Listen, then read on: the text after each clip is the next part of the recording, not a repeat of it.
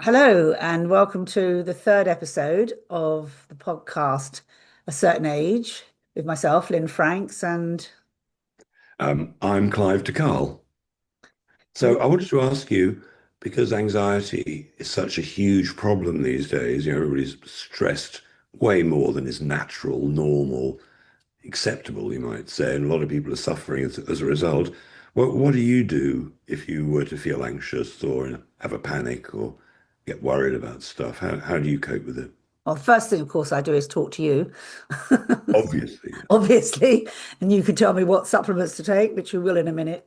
The three things that I feel are really important for me and for every woman I know, and we are different, in lots of ways from men, and we do behave in a different way and we feel in a different way. I've been working with women for so many years, and I can see so clearly my own patterns as well as theirs. The three things that I feel anyway, which are I do without fail every day, are one, go into nature, even if it's the local park, take my shoes off, smell the flowers, hear the birds, go out, go and hug the tree, do whatever it makes me feel better at being at one. Um, with the natural world. The second thing that I do, as you know, I'm a practicing Buddhist and I chant every day. I'm not suggesting everybody has to do that, but I do think it's a good idea to have a practice of some kind. Again, I think it's particularly relevant for women. I think ritual in our lives, ceremony, and practice is very, very important in grounding us. And the third thing that I think is very essential, and I work on this a lot, is for women to create or be part of a small group, have their community, have their sisters, if you like, their pods, where they can share everything they need to talk about. Because we really do need to be able to sit down and say it how it is and how we're feeling. And it's part of staying healthy. It's part of oxytocin, isn't it? That hormone that we release, the well-being hormone that comes more naturally to women and more essentially to women, whether we're in a small group or with animals or babies, children. It's just part of our hormonal balance. So I think and I think it's really important to not feel we have to put on a mask and be somebody that the society expects us to be. And there's a lot of that coming out from the States right now, where there seems almost to be a return, and over here, of kind of women's rights being eroded and a return to how women were expected to behave in the 50s, say, as the housewife and care of the children. And there's a big pressure on that one as well. So I think it's absolutely essential to have our groups. That's me, but far more important, what would you say men and women should do about anxiety? Well, um, the first one I believe would be to examine, are you reacting in a historic way where you're in a state of fear and that actually, I mean, 99% of the problems that we think we have usually don't happen. Would you agree with that? We worry about a lot of stuff that actually most things we worry about don't happen. Yeah, I do agree with you. And as we know, that fear, if you like, of the unknown and what doesn't happen is encouraged by the media and by government and by business. That's where they like to have us in that state of fear and worry. Yes, I agree. Exactly. So 20 years ago, I suddenly woke up to the fact that my fears, my worries were basically to do with assumptions that I'd made about stuff.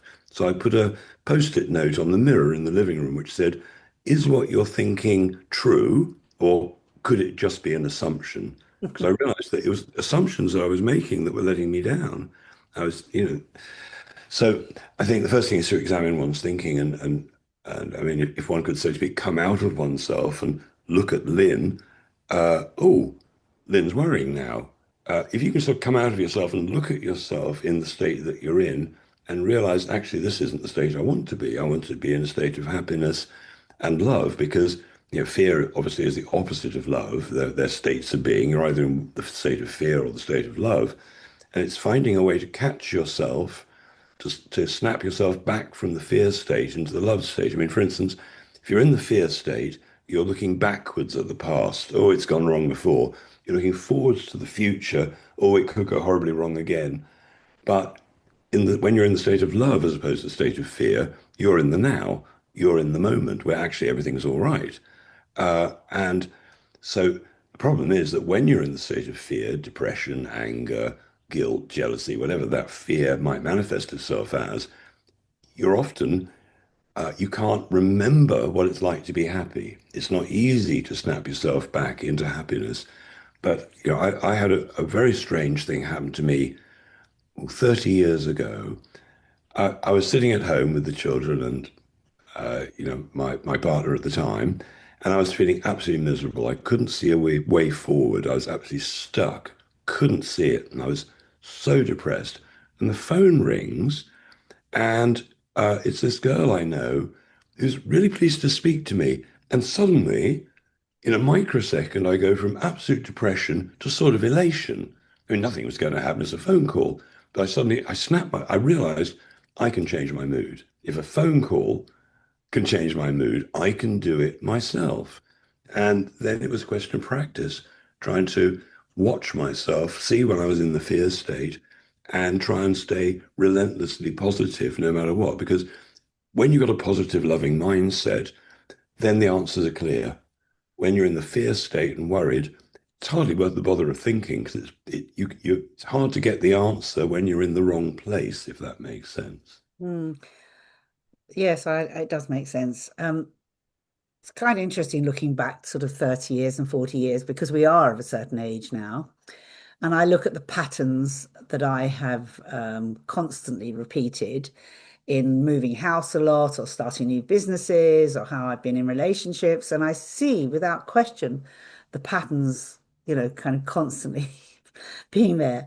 And it's now at this age where I can look back and recognize yes, I probably am ADHD. Yes, I am probably going for the dopamine fix all the time. Yes, I probably have behaved a certain way because of the neural pathways of my brain. But I've also become aware, which is quite interesting in my 70s, that I can change the patterns, that I can actually make a difference. And I don't, I've tried psychotherapy and all sorts of therapists and practices over the years. And they might work in the moment, but sort of back in the land of reality, when I come off the retreat on some tropical island somewhere where I've been or whatever, then it's like going back into the sort of fear state that you talk about. And I've realized that actually only now, I'd say, is that, there really is nothing to be fearful about. Yes, we do live in a horrific world with horrible things going on. And if I do turn the television on and watch the news, I am just filled with horror all the time and deep, deep sadness.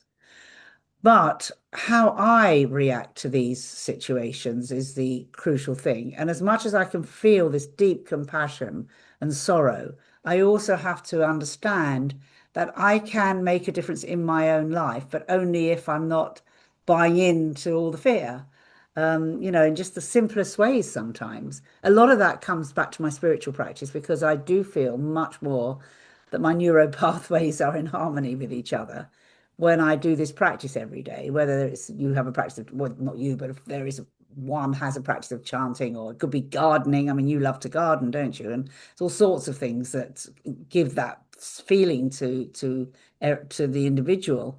The chanting works for me, and I stopped. I did it for a number of years, day and night, without fail. And then I stopped for a number of years and then I started again, as you know. And I can see the difference in my perspective because it's all about perspective, isn't it, really? Is it objective, subjective? How do we see things? How do we see things so that we don't go into that fear that you talk about quite rightly? And how can we stay in a place of love? So it's a biggie. But there's also supplements, aren't there, that you can take? I mean, what would you suggest on a more of a physical health way of doing things? Well, a few weeks ago, I was researching which modern foods led to depression. And to cut a long story short, an awful lot of the ultra processed foods, from breakfast cereals to refined seed oils like vegetable oils, generally not olive oil. There are so many foods right now that are making children depressed, making adults depressed. Um, Lack of sunshine. I mean, that's huge. In the winter, 20 odd years ago, I realized I was low on sunshine in winter and I started taking vitamin D. And up until then, I used to get a cold or flu or whatever it was two, three times a year in winter. Never seemed to happen in summer because I got sunshine then. I started taking vitamin D in winter. Bam! I had one sniffle a few years ago. Apart from that, in 20 years, no flu, no COVID, no colds because for me, I was lucky because I've been eating organic for a long time, so I was already fairly healthy. But sunshine, you can eat it. I mean, a lot of people's grandmothers or great grandmothers would have given cod liver oil to their children, right? That was pretty common in the UK and all over sort of Scandinavia sort of world. Uh, it's appreciated that things like cod liver oil, fermented fish can have lots of vitamin D. And when you're in a really cold climate like England is in winter with little sun, we really, really need those sort of foods. But we don't eat fermented fish very often, or ever, hardly. But there was a reason why they pickled herrings, because they could keep them over winter, and because the fat in the herring or the other fish actually contained the vitamin D, they could get through a land of no sunshine for 6 months and still be healthy at the I end of love the pickled day. herring, actually. Yeah. Sorry, carried away then. Love pickled herring. Yes, so I agree. Well, we're getting so much sunshine now. I mean, not today as I'm talking to you, I'm watching the rain come down. But I mean, we have had a very, very sunny spring, summer, which, according to many people, is, of course, climate change. According to others, it's sunspots. And according to others, it's just the pattern of weather. But whatever it is, it's been a very, very sunny few months. So presumably you haven't been taking your vitamin D because you No, no, there would be no point. no, Um, but I mean, some people, perhaps when they're particularly elderly and don't get out, maybe there's nobody to help them take out, maybe they haven't got a garden. Even in summer, a lot of people in England, let's say they're working in an office till 8 every night or something and hardly get any not sun. many doing that anymore. Not since we've had technology and people not going into their offices very much. But I mean, with people getting poorer and poorer as the government strangles their financial abilities, people are having to work harder, two jobs, whatever, just to keep going. And of course, the stress that everything in life, as you mentioned earlier, everything from chemtrails to whatever, we're so stressed from EMFs, 5G towers, whatever it might be. And so, as you know, when the body is put in a stressful situation, it burns your magnesium levels because magnesium is the mineral that Yeah, I we wanted to take. talk to you about that, magnesium. But if people are depressed, unhappy, magnesium is one of the first things just to relax their mind. That's some people tell me, oh, every 3 o'clock every morning I wake up worrying. Well, very possibly for a lot of people, if they took some magnesium during the day and particularly before bed, they may well find that they sleep through the night because their brain isn't in high alert mode and waking them up. But there are an awful lot of other things that can really help the happiness front. I mean, just getting back to what foods can make you unhappy, there are a number of foods that will uh, uh, double the amount of depression that a child would normally have. I mean, it's just huge. And then, so if they're eating several ultra processed foods, they may not be well, they probably won't be getting the magnesium to help them relax. So now they're going to be in a panic, stressed state. And, most people are stressed, are unhappy, obviously, as a result. And so magnesium can be massive for a lot of people. Then there are some trace elements which can be huge. Now, let's say somebody's really mentally ill, they've got schizophrenia or bipolar, manic depression, whatever it is. Um, if they get put in the mental hospitals prescribe the mineral lithium. So lithium is an essential mineral, and for lots of people, they don't get enough in the food. Maybe the soil's been depleted by modern farming methods. There isn't enough lithium. Now, in the mental institutions, people who take lithium often feel a little bit better, but the side effects are horrendous. My father was on lithium. He was bipolar. And at the time, he was one of the first people I think actually prescribed lithium. And it helped immensely in many ways. But then what sort of side effects? Because he did get very ill as he got older. Well, uh, let's not worry about that. But that form that they use in the hospitals is called lithium carbonate. Now, Okay. it was discovered, oh, must be 60 years ago or 50 years ago by a medical doctor called Dr. Hans Nieper, that there's another version called lithium orotate, and orotic acid is in mother's milk. So lithium orotate is super safe. It has 100 times less side effects than lithium carbonate. Should they be giving that in the mental institutions? Should people in general have it? The Japanese are doing research about adding small amount of lithium to the water supplies because the intelligence and the happiness of particularly children of people who have the right amount of lithium, which is a minute amount, absolutely minute. Lithium orotate for some people is the answer. For some people there's a switch, and for a few people they take lithium orotate and immediately they're sort of back and happy again. For other people, another supplement called L-tryptophan, which is an amino acid, and for some people, maybe 1 in 20, again, it's like a light switch. It works for them. That was what they were missing because by default, we should be happy. We should be able to cope with problems. So, a problem becomes a challenge. It's not a problem, it's a challenge. When you're in a good state of mind, we can deal with this stuff. Human beings are hugely resilient. So why don't the doctors know about lithium orotate? Why don't they know about Well, why L-tryptophan? don't they? And I wish my father had taken the lithium you're talking about instead of the lithium he did. I don't know what side effects he had, but he died. He got dementia very early, that's for sure, and he ended up dying of it earlier than he should have done. But okay, so we should be taking these other things. Not should. It's a Good. let's say that you're in a stressed or depressed state. It's worth experimenting. It's worth, as we talked about before, experimenting by cutting out processed foods. It's Mm. worth experimenting by taking magnesium, taking maybe two with a glass of water, twice, three, even four, 5 times a I take 4 in the evening and 2 in the morning of your magnesium. yeah, And they send me to sleep straight away, but I do sometimes wake up quite early in the morning. I mean, I don't- you know not it's not always but that may not be to do with the magnesium. That might be to do with the cat and the dog on the bed. Come to think of it, but right, yes. I mean, Um, I am, and I'm not the only one either I know of having sleep issues right now. And I think that possibly is again because I sit and watch TV and I watch the news at night, and those images somehow, I know you're yeah. always telling me not to do it, stay in my brain somehow. And I think that's a huge issue, actually. But in the old days, people might have read a book.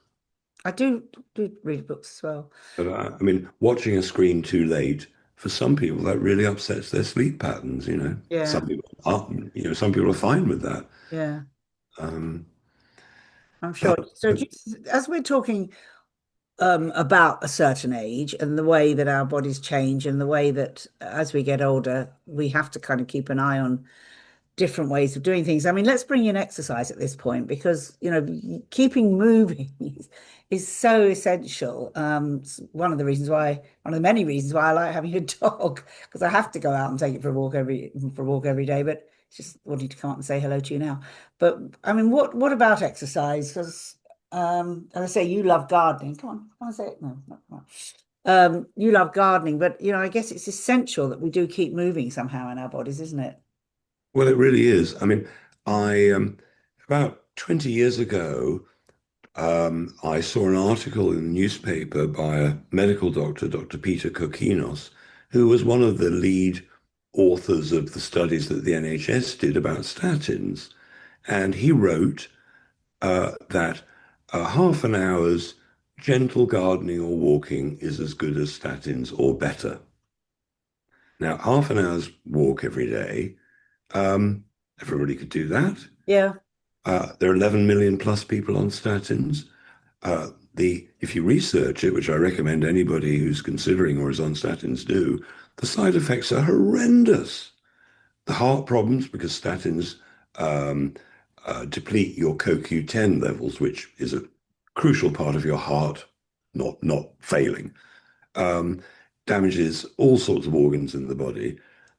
Nobody's low on a statin I would happily say that everybody virtually is low on magnesium, Yeah. which would probably um, do the job way better. But why not go for half an hour walk? It's business. The reason that the doctors aren't taught the simple, cheap stuff is because it's simple and cheap. They Mm. want to put you on a host of drugs for the rest of your life and say there is no cure, but here's a treatment. Yeah. I Some mean, of it's I treat. without fail make sure I do a minimum of one activity, whether it be swimming or walking or Pilates or I'm not dancing like I used to. That's something I need to get back into. But yeah, I think it's absolutely crucial. But let's talk about the chemicals that we get sold or get persuaded to take all the time. I mean, I've been getting regular calls from my very nice health centre, which I don't tend to use, saying, "Do I want to have this injection, that injection, this vaccination, that vaccination?" And of course, I don't want any of them. And I've learned belatedly, in a way, how not to take anything and to rely on a much healthier way of life, really. And again, if I look back at my parents, both my parents would take enormous amount of pills every single morning without fail, which I am sure added to their general problems as they got older, both of them, and eventually getting dementia and both dying from it. So, I mean, obviously, one wouldn't say that that was definitely caused by the pills, but generally, if we can stay off pharmaceuticals, clearly we should. I'm sure you agree. Obviously, you agree. That's your very, very strong point. How do we, I mean, Okay. Well, just recently, there was a study on ibuprofen, Nurofen, and it turns out, I mean, this is for sale at 35p at your local petrol station. How come it's so cheap, so available everywhere? If a woman who's pregnant takes ibuprofen, Nurofen, acetaminophen, the girl children will have 6 times more likelihood of having ADHD than a normal child. If a woman takes ibuprofen while they're pregnant, has a boy child, 3 times more likelihood of ADHD. Now, this isn't even a sort of registered drug. This is over-the-counter stuff that's been on sale for decades. How long have they known about damage to kidneys? Oh, 30, 40 years. How long have they known about the other damage that ibuprofen does? Decades.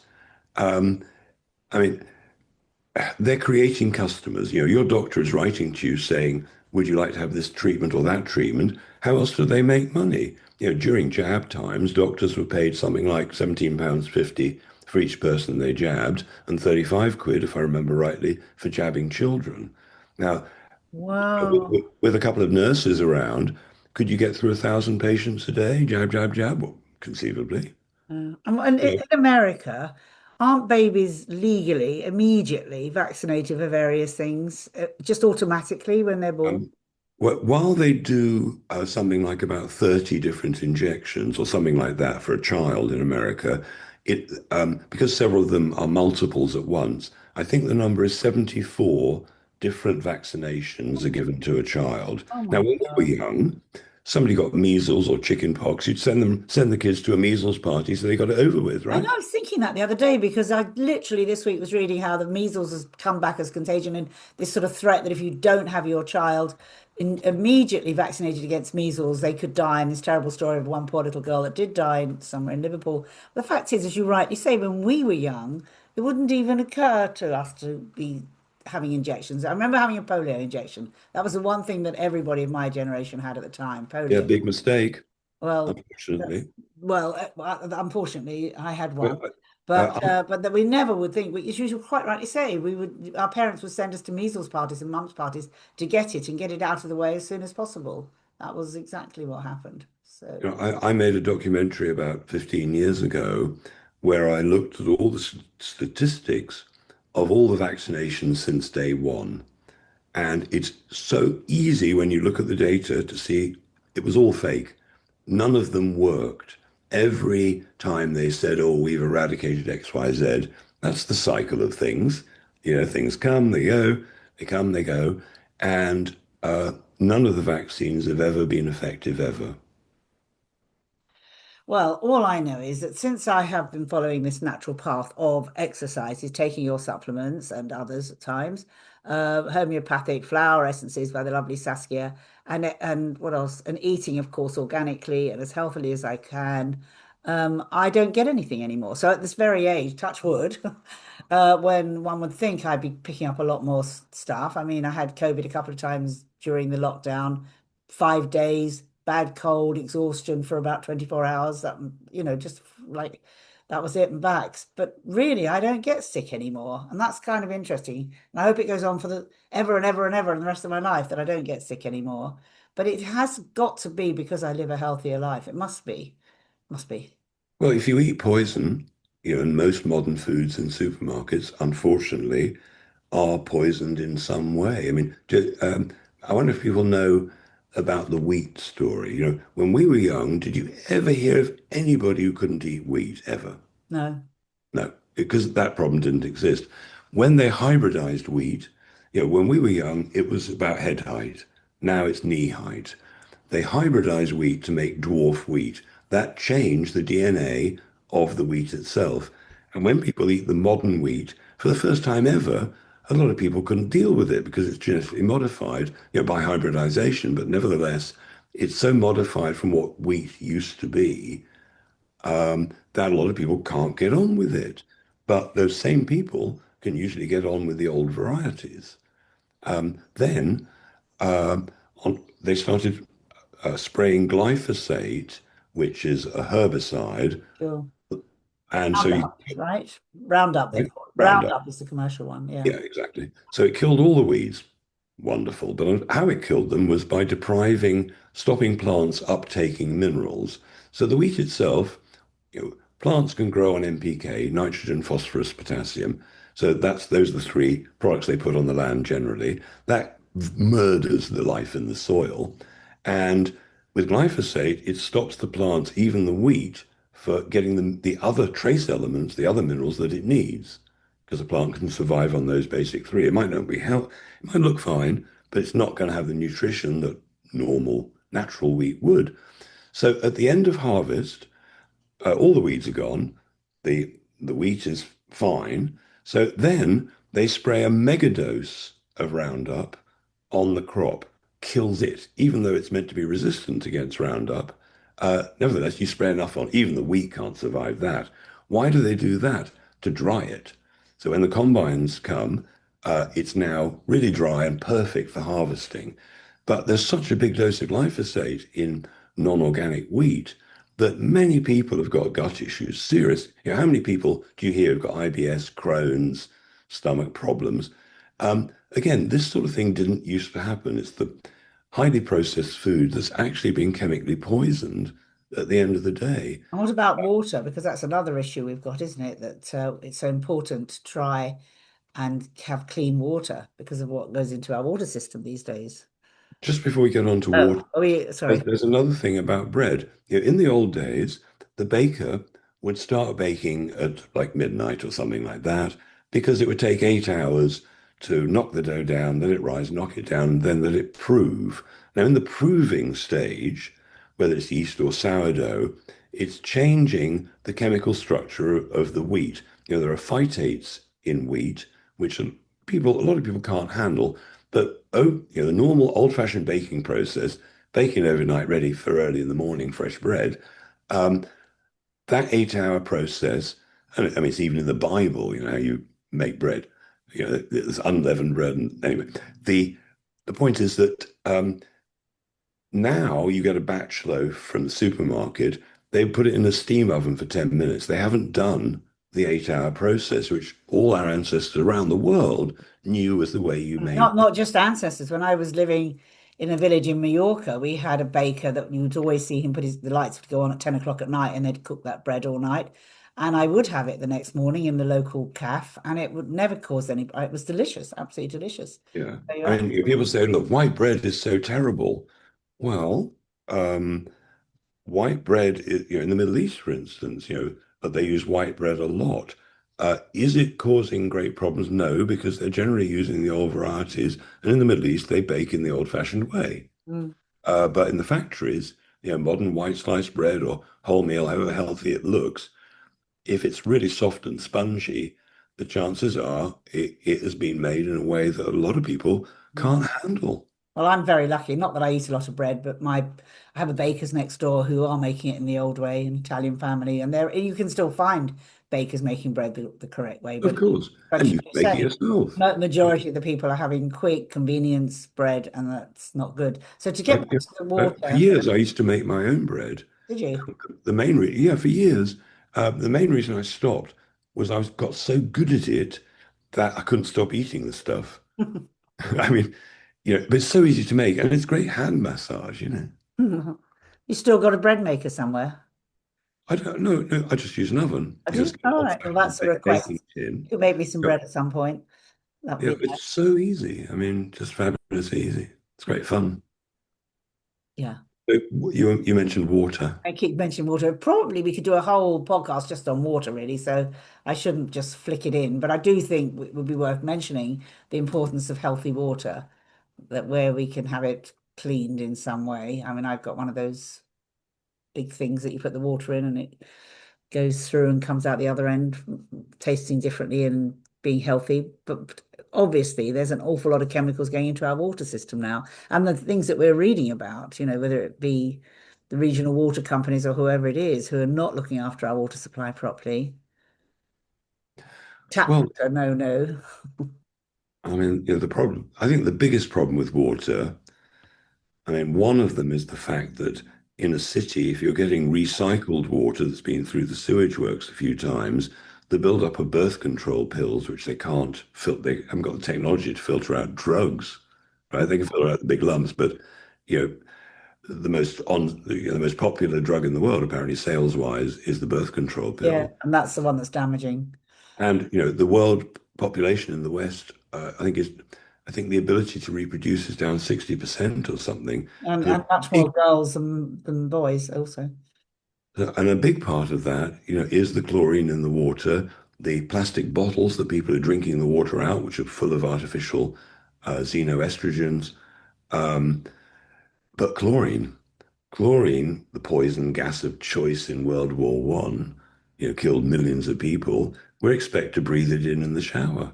We're expected to let it soak into our skin because everything you put in, goes in. Um, and what happens then? Well, the thyroid is damaged, so people have menopausal symptoms, which, if your thyroid is fine, you're probably not going to have menopausal symptoms. It's damaging the microbes in the body, not just the gut bacteria, but the bacteria in the brain.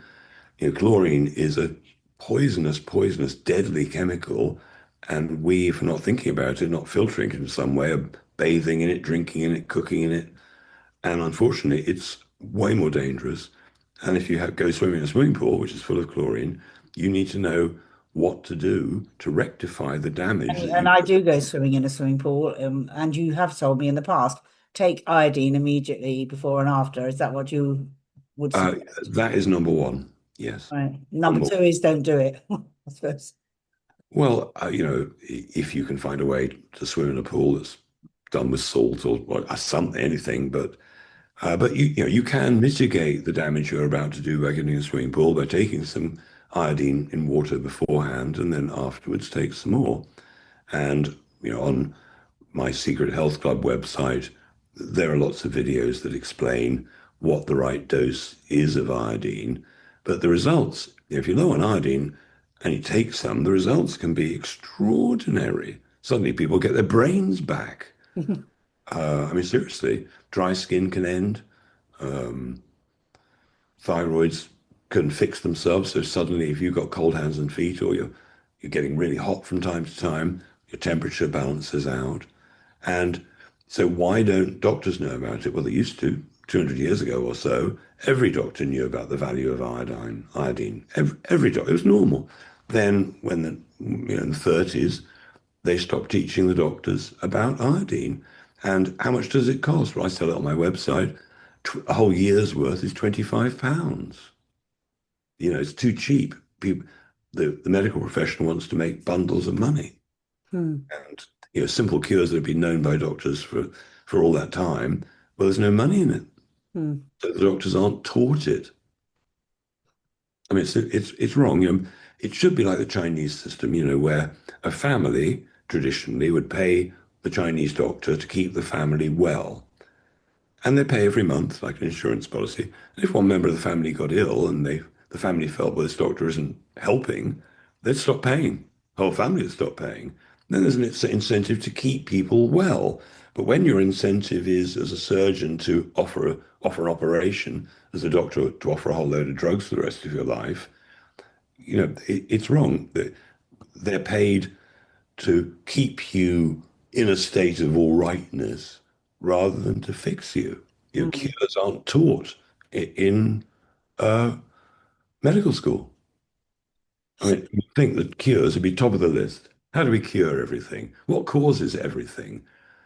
Um, they're taught. Or how can we cure ourselves? Or not even cure ourselves, but how can we keep ourselves in a reasonably good state of health as we get older, without the necessity of taking pharmaceuticals and with certain practices, habits, and um, general ways of living and eating and drinking and exercising that keeps us generally pretty happy, pretty happy and pretty healthy. I mean, I think that's what we all want to be as we get older, is happy and healthy, not Well, necessarily quite, quite. in that order, of course. So, I mean, so we've covered exercise, we've covered taking supplements, we've covered food, we've covered turning off the news at night.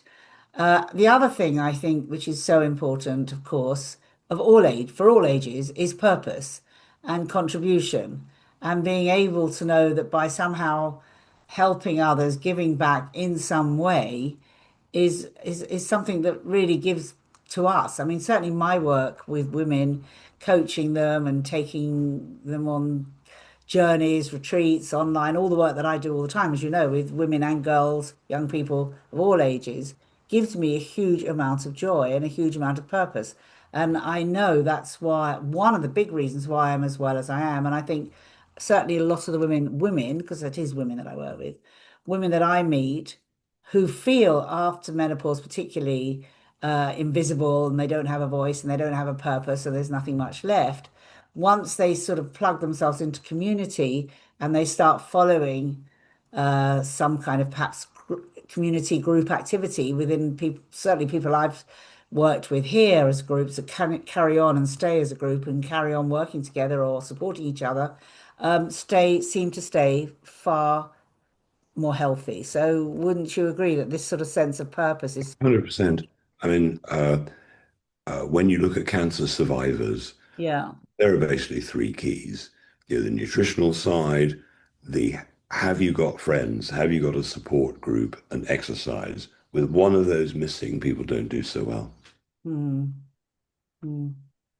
So I think, well, there's one thing is the group of friends, but I do think it's a sense of purpose. I mean, we hear, Well, and I've heard so many stories of particularly men, I'm afraid to say, who had very powerful jobs, probably most of their working lives, ended up CEOs, chairman of the boards, retire, say in their mid 60s, and then don't have a sense of self, apart from going to the golf club, occasionally seeing their grandchildren, don't have much of a sense of who they are anymore.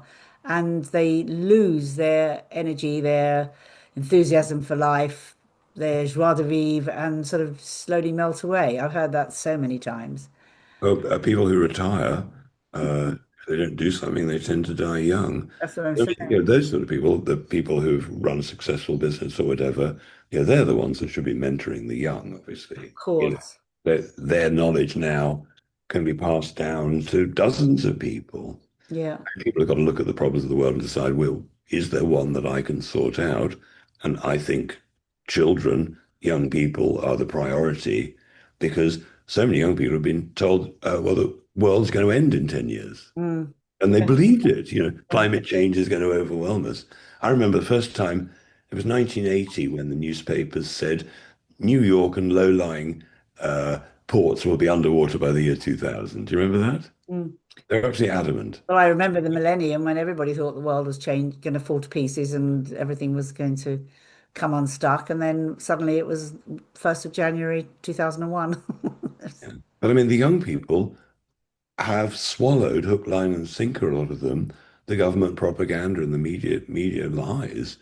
And I think it's partly our job to remind them that actually everything is going to be all right. I mean, it's important to know that Sounds like a everything's Bob going to be. Marley song. Well, I completely agree with you. And I think being mentors to young people is essential. And if you think of indigenous tribes and the elders of the tribes, how their role is to be there as the wisdom keepers and to be there for young people. And I think it's so, so important that the elders in our Western society take, I agree with you, take that role on. And we're creating community opportunities for young people to feel that's a really good idea. I should start it right here. Because I do it with the women, but it should be the women and the men collectively there as a wisdom council for whatever queries or questions young people may have.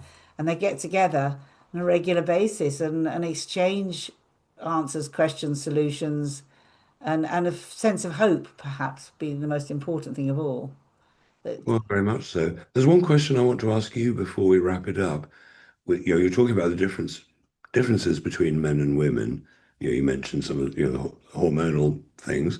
Um, if you, I mean, as a man over the years, I've learned stuff about women. I learned that um, you know, if a woman starts telling you their issues, then often they don't want you to come up with what a man normally does, or this is the answer, that's the answer, that they want to be heard and listened to. What would you advise men? They want a better relationship with women, they want to understand women more. What do men generally not know about women that they need to know? I know it's How the, long have we got? How long have we got? well, give it a go. Oh, all right. Well, I think the main thing, as you quite rightly say, is that when women start talking about issues that they've got, they're not looking for it to be solved by a man. But the man's natural role is to find solutions. The woman is needs to be listened to, needs to be heard, needs to know she's been heard. So if we start with that, that's a pretty important one. I think also the fact that women do feel insecure in the current society we have over the last few thousand years, and particularly over the last 50 years, women are far, far too unhappy about the way their body is and the way they look and the way they're perceived. And they're looking for reassurance from men all the time. And they need to be really shown that they're not judged on that. And the men have got to also feel that they are not judging women on the superficial. And I think the most important thing is that we really have to listen to each other and hear each other. As friends, as men and women, really, really listen and really hear what's being said instead of what we think's being said, because the lack of confidence in so many women, so resulting in the fact that anything that's said to them immediately becomes an attack or something, an insecurity that they need to start looking at. If men could remember that, that would be very helpful, I think. What would you say is what women need to do for men from the other side of things? Oh, well, that's easy. Um, Don't talk. um, uh, what men need generally is to be told they're wonderful. Most women, that's true. Um, uh, I used You're to, wonderful, Clive. thank you. I used to ask both men and women, um, uh, if I could do four things for you, which would you choose out of these four things? I could give you a present, I could take you out, I could do something around the house or the garden, or I could tell you that you're wonderful. Now, most I could women, think of a fifth thing, but we don't have to go into that. yeah, I know Yeah. what you mean. Uh, that's a bit like telling them that you're wonderful. Um, Showing that they're wonderful. Yeah. yes. So most women, very few people chose a present because they felt embarrassed choosing a present. But most women would say, do something around the house, or they'd like the man to take them out. Very occasionally, they'd say, I want to be told I'm wonderful. But generally, that was the way it was. With men, 90% of them immediately said, oh, I want to be told I'm wonderful. It was so obvious that what the men actually needed was to be told they're wonderful in one way or another. It was Well, absolutely starkly plain. that's beautiful, and I will use that at all times now. But I do think that women probably have the same answer. We would like to be told we're wonderful, unconditionally. Well, I mean, we all want all the things. Of course, we want to be told. But Yes. as I found, I've been doing this for years, asking this question, and they generally, I found, women want to be taken out and have stuff done for them. generally speaking. I don't. They want to be I'd told. just like to be told I'm wonderful, same as you. But me too. Me too. That's the one I would choose. But I remember asking Leah this question, and she said, "What, you don't know?" Which obviously I You want to be asked who? talking One of your about. daughters? Leah, yeah. Oh, right, Leah. Yes, one of the And ones of your she was daughters. shocked that I didn't know. I Oh, just, I was doing things around the house. I was doing everything you might do, but um, she wanted to be taken out. You know, is she? her ego was such, she knew she was wonderful. She didn't need to be told, right? Oh, I find that I completely, well, that may be Leah, but I can assure you I couldn't care less about being taken out, given a present, or having anything done around the house. Well, it's very nice to be cooked for at times, of course, but to be told you're wonderful, it's got to be the best thing. So, Well, for you, for me, but for many other people, yeah. actually, it's not. And many people are in a relationship where they don't realize where they'd get the brownie points. Well, now we know. Now we know. So we're both going to be very happy in future. So I think we can finish this wonderful podcast off by telling each other how wonderful we are, which we are. You're wonderful, and the viewer is fantastically, brilliantly wonderful. Well, let's assume that all the viewers that are watching completely know that they are, and we would love them all. Okay, all right. Well, until the next time we get together and have a chat like this All over right. from a certain age. All right. Look forward to the next one. All the best. Bye.